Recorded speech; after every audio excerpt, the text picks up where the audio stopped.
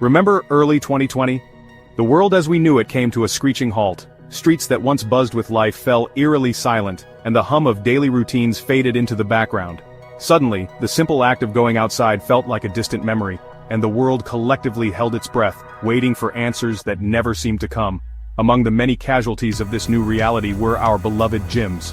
Overnight they became off-limits, their doors locked and lights dimmed, leaving fitness enthusiasts and casual exercisers alike stranded without their usual sanctuaries. The familiar clang of weights and the rhythmic thud of treadmills were replaced by an unsettling silence. For many, the fear of the quarantine 15, those extra pounds gained in isolation, became all too real. People worried not just about their physical health, but about their mental well-being as routines unraveled. In this strange new world, we craved a way to stay sane and fit, something that could be delivered right to our doorsteps. The search for at-home fitness solutions became a global obsession, with families unboxing new equipment and transforming living rooms into makeshift gyms. Enter Peloton.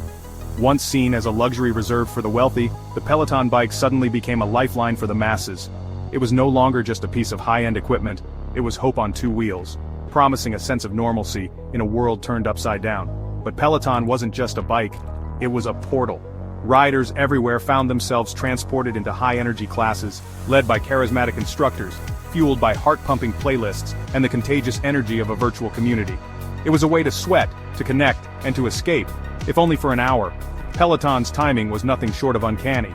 As the world shut down, demand for the bike exploded overnight, sales soared, and waitlists grew longer by the day as people everywhere clamored for a piece of the action.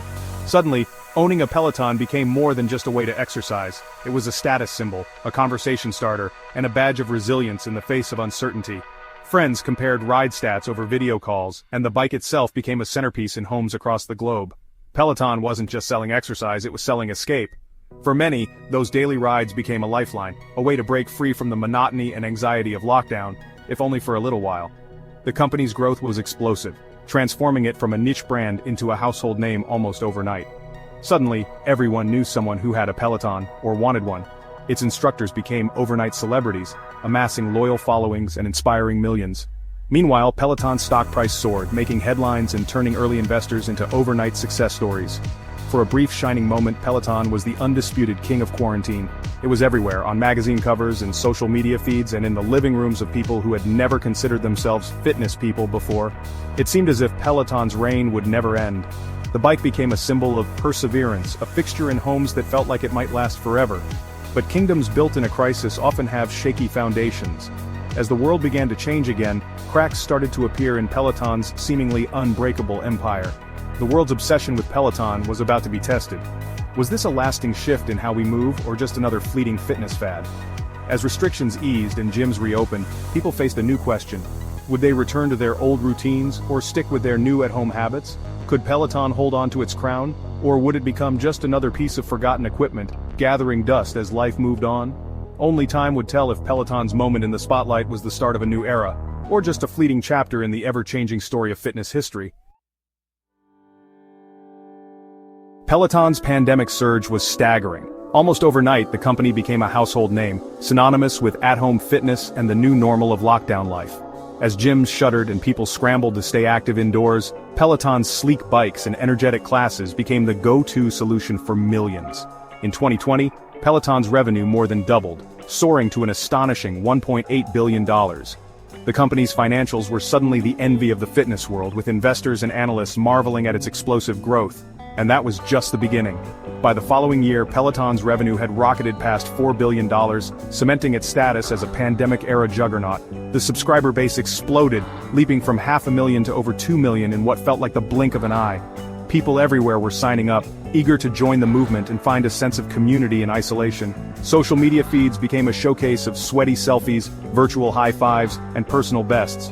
For many, Peloton wasn't just a workout, it was a lifeline, a way to stay connected and motivated when the world felt distant.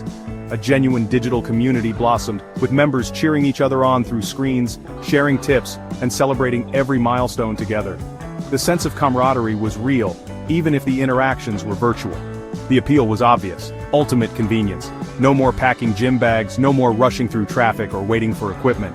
Instead, world-class classes were just a tap away, right in your living room. Peloton's instructors became celebrities in their own right, fit, relentlessly positive, and always ready with the perfect playlist. Their energy was infectious, making even the toughest workouts feel like a party. There was an undeniable sense of exclusivity too. Even as you huffed and puffed in your living room, you felt like you were part of something special, a club that was both aspirational and accessible. Peloton wasn't just selling exercise equipment, it was selling a lifestyle, a daily dose of motivation, and a promise that you could be your best self, even in the toughest times. During lockdown, that promise was priceless. With families stuck at home and gyms off limits, Peloton became the centerpiece of daily routines, bringing people together in ways no one had anticipated. Demand was so intense that the company simply couldn't make bikes fast enough. Factories ran overtime, warehouses filled with boxes, and delivery trucks rolled out as quickly as possible. But behind the scenes, the pressure was mounting. Executives scrambled to keep up, and the cracks in Peloton's rapid expansion began to show. Customers grew frustrated as supply chain issues and delivery delays became the norm.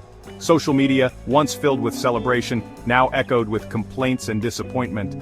The high-class problem of overwhelming demand was quickly turning into a logistical nightmare, threatening to tarnish Peloton's hard-won reputation. As Peloton's meteoric rise continued, warning signs began to flash. The company's story was starting to look like a classic tale of boom and potential bust. The question loomed, could Peloton keep up with its own success, or was it pedaling straight toward trouble? The answer would come sooner than anyone expected, as the world watched to see if Peloton could weather the storm it had helped create. As Peloton's sales exploded, so did the hype. The company became a household name almost overnight, with its bikes flying off the shelves and delivery wait lists stretching for months. People everywhere scrambled to get their hands on a Peloton, hoping to bring the energy of a boutique fitness studio into their living rooms. The media called it the Apple of fitness, thanks to its sleek hardware, premium design, and a closed ecosystem that locked users in. Peloton wasn't just selling a bike, it was selling a lifestyle, a sense of belonging, and a promise of transformation, all wrapped in a package that felt as polished as any Apple device. You bought the bike, subscribed to the service, and joined a loyal community. Every ride was a chance to compete, connect, and celebrate milestones with people around the world. The leaderboard became addictive, and the instructors felt like celebrities in your own home. Investors loved the recurring revenue and fanatical customers. The subscription model meant money kept rolling in month after month, and Wall Street couldn't get enough of Peloton's growth story. Celebrities and influencers jumped on board, making Peloton a status symbol. It wasn't just a piece of exercise equipment, it was a cultural phenomenon, showing up in TV shows, social media feeds, and even late-night comedy sketches. Owning one said you were health-conscious, tech-savvy, and had money to spend. Peloton gear became a badge of honor, signaling you were part of an exclusive club that valued both fitness and innovation. The company expanded rapidly, building factories, acquiring Precor, and aiming to dominate both homes and gyms. Peloton's ambitions seemed limitless, as it poured resources into scaling up and reaching new markets. At its peak, Peloton was valued at nearly $50 billion. Its stock price soared, and the company became one of the most talked-about success stories of the pandemic era. It seemed untouchable, a titan of the new economy. Peloton's leadership was hailed as visionary, and the company's dominance looked unshakable. But rapid expansion brought risks. The company was growing at breakneck speed, and some began to wonder if it could keep up with its own ambitions. The company was spending big, betting the growth would never stop. Every new facility, every acquisition, was a gamble on the future of at-home fitness. The hype was sky high, but so were expectations. Everyone, from investors to customers, believed Peloton could do no wrong. What could possibly go wrong? The answer, almost everything. Beneath the surface, cracks were starting to show, and the perfect conditions that fueled Peloton's rise were beginning to shift. The perfect storm that fueled Peloton's rise was about to pass. As the world reopened, demand for at-home fitness began to fade, and the company faced a new reality. The company's next chapter would be far less glamorous. The challenges ahead would test Peloton in ways it had never faced before. The bubble was about to burst, and Peloton's meteoric rise would soon give way to a dramatic fall. Then, the world reopened. Vaccines rolled out, restrictions eased, and people rushed back to restaurants, offices, and gyms. The captive audience that fueled Peloton's growth vanished. Demand for bikes and treadmills plummeted, warehouses filled with unsold inventory, the narrative of endless growth shattered overnight. Peloton was no longer the king of quarantine, just another company selling expensive exercise equipment. The novelty wore off, bikes became pricey coat racks, people craved in-person classes and variety, old habits returned, and Peloton's single costly offering lost its appeal. The company faced an identity crisis: tech, hardware, or media. Inflation made the hardware even less accessible. Cheaper fitness apps and reopened gyms lured customers away. The unraveling had begun. As demand collapsed, Peloton faced self-inflicted wounds. Reports of injuries and a child's death led to a massive treadmill recall. The company's initial denial was a PR disaster. The recall shattered Peloton's image of safety and quality. Questions arose about whether it had grown too fast, sacrificing control. Delivery delays turned into unsold inventory piling up. The Ohio factory was scrapped, and layoffs hit 20% of the workforce. The stock price plummeted, erasing billions in value. Wall Street turned its back, and activist investors circled. The story shifted from explosive growth to corporate hubris and failure. Peloton's dream was over, or so it seemed. The company was in free fall, desperate for a turnaround. Could it recover from this spectacular fall from grace? The next move would be critical. Facing crisis, Peloton swapped leaders, John Foley out, Barry McCarthy in.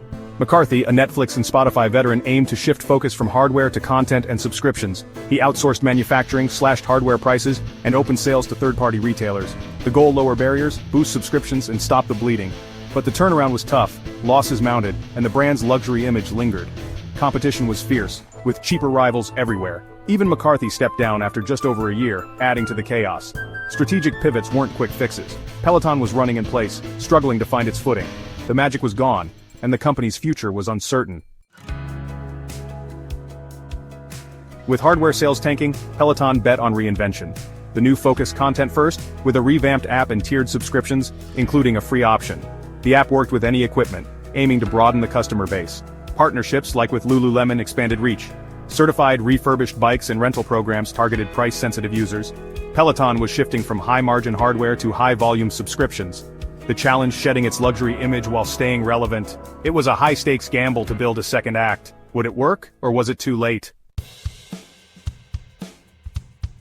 As of August 2025, Peloton is still standing, but the path to profitability is steep. Strategic pivots have broadened the user base, but revenue per user is down. Partnerships and a leaner operation offer hope. Outsourcing and restructuring have cut costs. Peloton is now a content-first company with a loyal core community, but the brand is damaged and competition is fierce. The company must prove its content is worth paying for. Can Peloton shed its pandemic fad image and build a sustainable business? The comeback trail is steep and uncertain. The company must pedal harder than ever to survive. Its future hangs in the balance. Peloton's story is a cautionary tale of timing, hype, and hubris. It captured a unique moment, built a beloved product, and soared to cultural icon status. But its success was tied to a once-in-a-century crisis. When the world changed, Peloton's weaknesses were exposed. The crash was brutal, and recovery is a race against time. The company must rebuild trust, stabilize finances, and prove it can thrive post-pandemic. It may never reclaim its peak, but could still carve out a niche as a premium fitness media brand. Whether that's victory or consolation depends on your view. The ride isn't over, but the steepest climb is now. Peloton's fate will be decided in the next stretch.